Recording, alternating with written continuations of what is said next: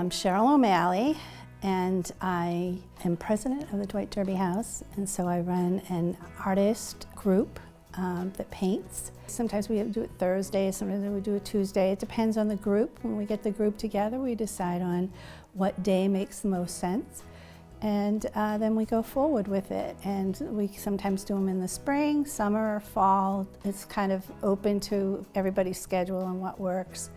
And so far, we're having great fun. We've been doing it for a couple of years now. Actually, most of these artists were in Eleanor Holmes's painting group with the adult education, continuing education. My mother is an artist. She is actually Eleanor Holmes, the one that we had the classes under. And I actually didn't have much art instruction from her when I was younger. She was way too busy with all of us kids to sit down and paint when we were kids. So actually later in life, I think I might have even been married by this time, when I suggested to my mother that she should go back to it. Once she picked up the brush again, she has never stopped. And I think that was wonderful. And so that inspires me too, that I sort of did the same thing. I drew all the time as a kid, and then I had my children, and I just really didn't do much of it at all. The only time I got a chance to do it was when they were having a birthday party or something, and they wanted something like The Little Mermaid, or a Disney character or whatever.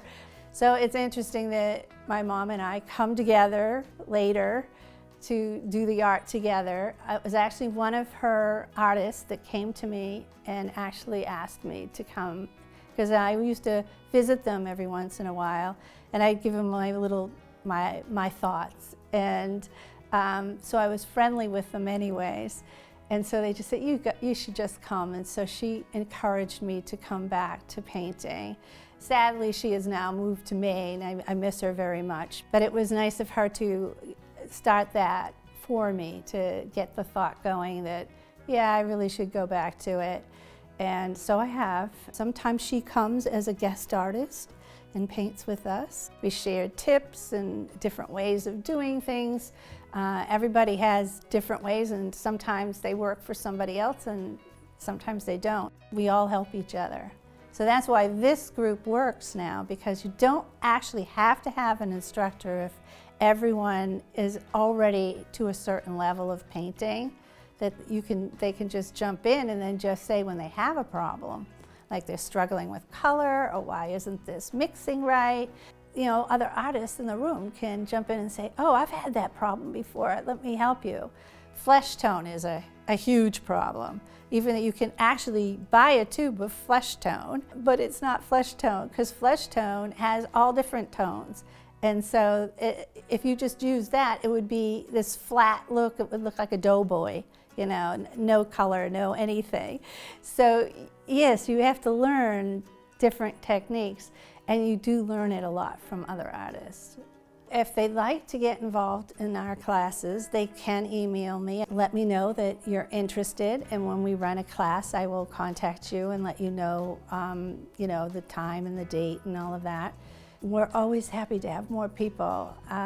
It's very fun to get to know different artists, and you learn so much by having others involved with your art.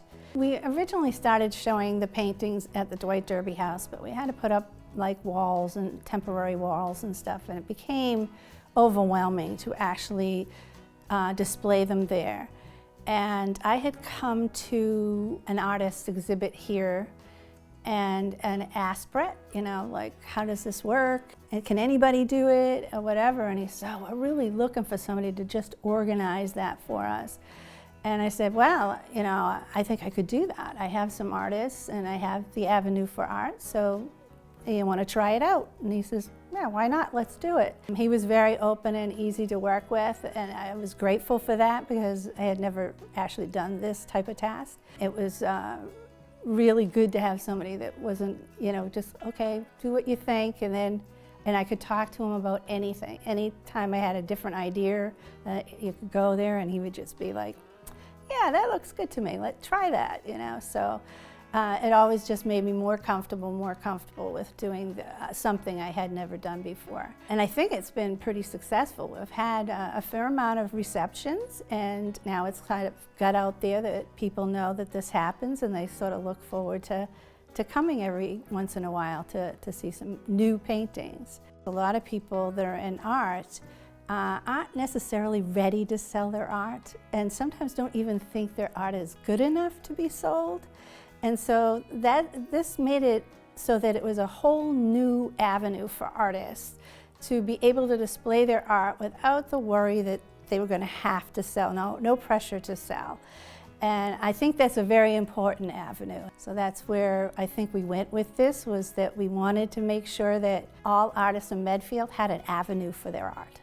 The Dwight Derby House has a website, www.dwightderbyhouse.org, and lots of the artists are highlighted there, especially the ones that have already shown here. So you can see their profiles and get to know a little bit about some other artists in Medfield. It's finally my turn to show my art. It feels kind of weird, you know. I'm more used to doing it for others. My art is pretty free.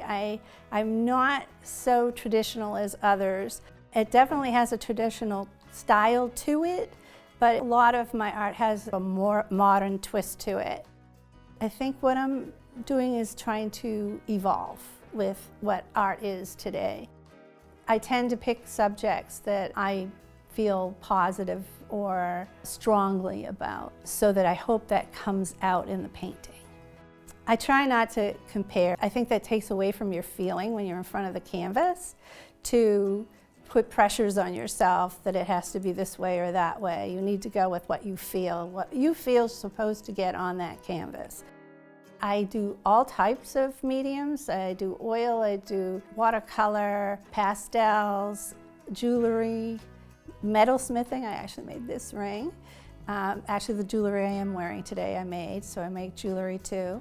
I also do glass blowing. I just don't want to stop. I just love it all. When we get together to paint or whatever, the time, we always have to check what time it is, because we can't even tell how much time has lapsed. It just flies by, and you'll go like, oh my gosh, it's 2 hours later. I can't believe that. And that's because you're in a very good place. You're happy, and it's not like you really want to go home. You just want to keep doing it, but you can't. You got a life, you got to go back. And so, yes, I think most artists, if they could, I think they'd spend all the time just creating and having fun. But we know we can't do that. But I think they would. Don't hesitate. If you can draw at all and it makes you feel good inside, then you should continue. No matter how good or bad you think it is, you should continue.